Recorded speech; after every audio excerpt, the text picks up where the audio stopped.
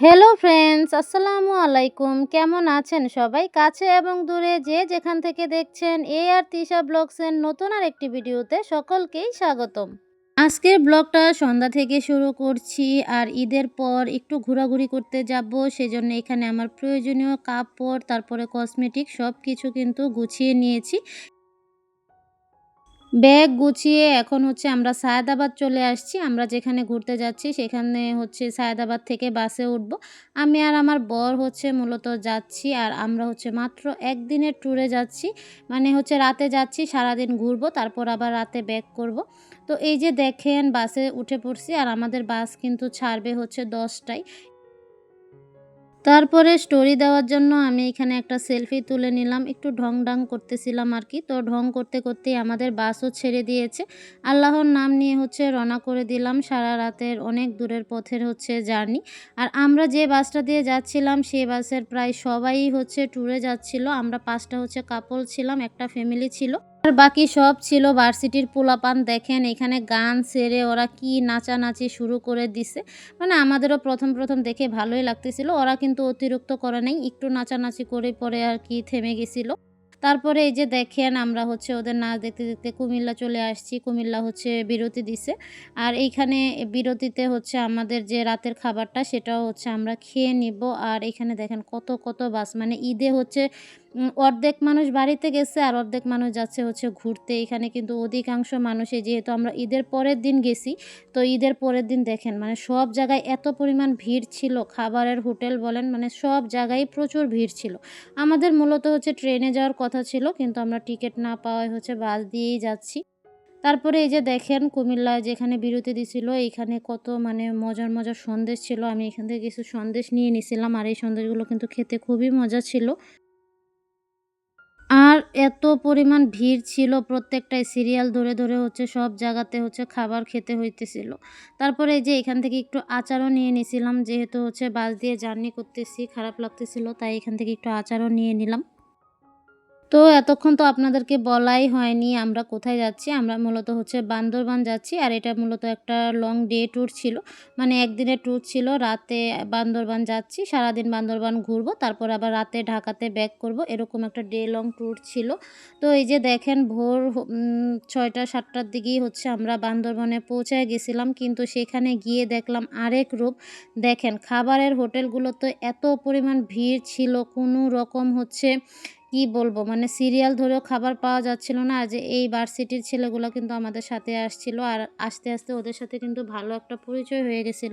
তো ওরা দেখলাম আগে হচ্ছে খাবার নিয়ে এখানে বসে খাচ্ছিল। মানে হোটেলের ভিতরে বসে খাওয়ার মতো জায়গা নেই। তো আমার বড় হচ্ছে খুব কষ্ট করে সিরিয়াল ধরে এই যে ২ প্লেট খিচুড়ি আর ডিম নিয়ে আসছে খাওয়ার জন্য। আমি ভাবছিলাম হয়তো ঈদের পর ভিড় একটু কম হবে, সেজন্য মূলত ঘুরতে আসা। কিন্তু এটার বিপরীত রূপ দেখলাম, এত পরিমাণ ভিড় মানে প্রত্যেকটা জায়গায়। তো ডিম খিচুড়িটা একটুও মজা ছিল না। কোনো রকম একটু খেয়ে এখানে চা খেতে চলে আসলাম। আর চা খেয়ে তারপরে হচ্ছে আমরা রওনা দিয়ে দিলাম হচ্ছে নীলগিরির উদ্দেশ্যে। আর এখানে বলে রাখি, মানে বললাম না যে সব জায়গায় অনেক ভিড়, সেজন্য আমরা চাঁদের গাড়ি পাই নাই। আমরা হচ্ছে বাস দিয়ে নীলগিরি যাচ্ছি। আমাদের বাসে মানে যতজন আসছিল মোটামুটি আমরা অনেকেই হচ্ছে একটা বাস ভাড়া করে এটা দিয়ে হচ্ছে নীলগিরি যাচ্ছি। মানে চাঁদের গাড়ি পাওয়াই যাচ্ছিল না, এত পরিমাণ সব জায়গায় ভিড় ছিল। তারপরে এই যে নীলগিরিতে এসে দেখি এখানেও মানুষের ঢল। তারপরে এই যে টিকেটের লাইনে দাঁড়িয়ে অনেকক্ষণ দাঁড়িয়েছিলাম টিকেট কেটে, তারপরে হচ্ছে নীলগিরিতে পৌঁছালাম। আর এতটুকু হচ্ছে। তো বন্ধুরা, একদিনের ট্যুরে বান্দরবনে আমরা কোথায় ঘুরলাম এবং আমাদের খরচ কেমন হয়েছে সব কিছুই হচ্ছে আপনাদের সাথে এই ভিডিওতে শেয়ার করব। তো ভিডিওটি হচ্ছে স্কিপ না করে দেখতে থাকুন। আর আজকে যারা প্রথম আমার ভিডিও দেখছেন প্লিজ আমার চ্যানেলটি সাবস্ক্রাইব করে পাশে থাকা বেল আইকনটি অন করে দিবেন, যাতে পরবর্তীতে আমার ভিডিওগুলো আপনাদের মিস না হয়ে যায়। আর যারা ভিডিওটি দেখতে এই পর্যন্ত চলে এসেছো প্লিজ একটি লাইক দিয়ে দিও। আর এই যে দেখেন বন্ধুরা, সারা রাত হচ্ছে জার্নি করে একটু রেস্ট নেওয়ার টাইম পাইনি। তো আমি বলতেছিলাম যে নীলগিরি এখানে বসে পাহাড়ের উপর থেকে ভিউ দেখবো আর রেস্ট নিব। তো এই যে এখানে কিছুক্ষণ হচ্ছে বসে তারপরে যে আমরা হচ্ছে নীলগিরি স্পটটা ঘুরে দেখছিলাম, কিছু ছবি রিলসের জন্য কিছু ভিডিও করে নিয়েছি।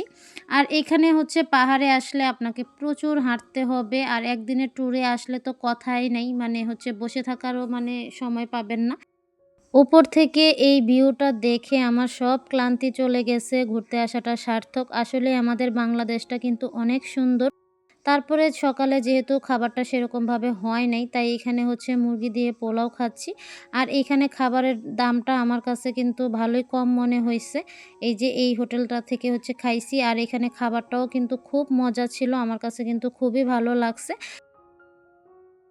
খাবার খেয়ে অনেকক্ষণ হচ্ছে আমরা বসে, বসে ভিউ এনজয় করতেছিলাম। এই যে এখানে আইসক্রিম খেতে, খেতে এখানে দাঁড়িয়ে এই ভিউটা উপভোগ করতেছিলাম।